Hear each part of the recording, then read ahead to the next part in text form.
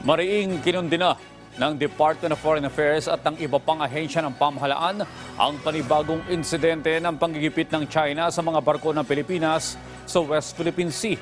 Kaugnay niyan, ipinatatawag ng DFA ang ambassador ng China sa Pilipinas para magpaliwanag. Si Alan Francisco sa sentro ng Balita Live. Audrey, nagkakaisa ang pahayag ng ilang ahensya ng gobyerno kaugnay nga yan ng nangyari insidente sa West Philippine Sea nitong weekend lamang. Audrey, sa press briefing kanina rito sa Malacanang ay napag-usapan nga yung insidenteng yan kung saan serye ng insidente ng Chinese aggression o panggigipit at harassment sa Bao de Masinloc at Ayungin Shoal ang naranasan ng BFAR at Philippine Coast Guard nitong December 9 at Sabado yan at nitong linggo lang. Kasama rito ang pagbomba ng tubig o water cannon ng Chinese vessels sa mga barko ng Pilipinas. Kinukundina Audrey ng National Security Council, Armed Forces of the Philippines o AFP at Philippine Coast Guard ang mga insidenteng ito. Ayon kay National Security Council Assistant Director General Jonathan Malaya, isa itong seryosong escalation sa bahagi ng China. Ang paggamit aniya ng water cannons ng maraming beses, long-range acoustic devices at ang iba pang aksyon kontra sa mga barko ng BFAR ay nagresulta sa pansamantalang discomfort at incapacitation sa ilang Pinoy crew. Hindi rin katanggap-tanggap ayon kay Malaya ang mapanganib at aniyay hindi ligtas na pagmaneobra. Napinsala rin ang BFAR vessel. Gayunman, Audrey, sa kabila ng mga aksyon ng Chinese vessel sa mga sakyang pandagat mula sa Pilipinas, inuulat din ni Malaya na ang humanitarian at supply mission sa mga mayangisdang Pilipino ay naging matagumpay. Nakapag-deliver sila ng libo-libong litro ng fuel sa ilang fishing boats, gayon din ng mga pagkain at iba pang Noche Buena package. Ang naging ROAR mission din sa BRP Sierra Madre ay naging partially successful din ayon kay Malaya. Tinuligsa niya rin ang disinformation at fake news na ikinakalat ng China hinggil sa nangyaring insidente. We urge the Chinese side to exercise caution in making accusations without proof.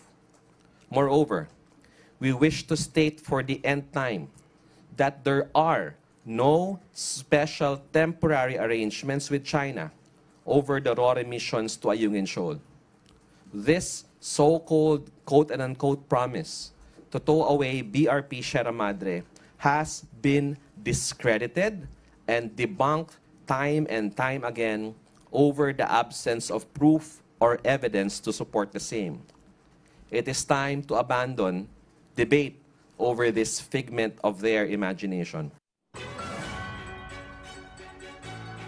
Sabi pa ng opisyal, inihikayat ng Pilipinas ang China na mag-ingat bago magbato ng mga akusasyon ng walang basehan. Binigyang diin din niya na ang naunang pahayag ni Pangulong Ferdinand R. Marcos Jr. na hindi titigil ang Pilipinas sa pag-exercise nito sa karapatan sa ating maritime zones. Ikinuwento naman ng PCG ang kanilang naranasan mismo sa insidente.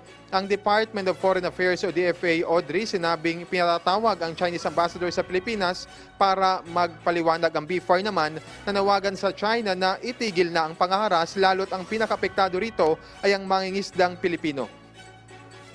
Call on the Chinese government to stop these aggressive activities and refrain from intimidating and harassing our Filipino fisherfolk who are just lawfully and peacefully fishing in Bao de Masinloc, knowing that it is part of our national territory. At any rate, the DBFAR, despite these challenges, will not be deterred to continue implement projects that would support our Filipino fisherfolk. In fact, the recent mission in Bao de Masinloc is actually part of implementing the Layag WPS project of the Bureau of Fisheries and Aquatic Resources, and that is the livelihood activities to enhance fisheries yields and economic gains from the West Philippine Sea.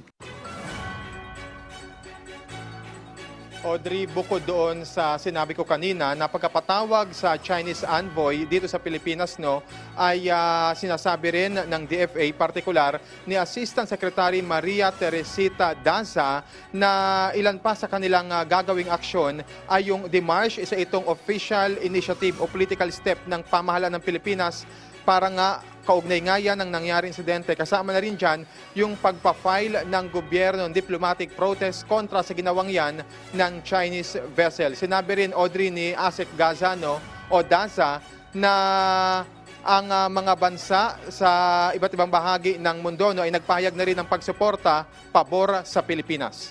Mula rito sa Malacanang, Audrey. Maraming salamat, Alan Francisco.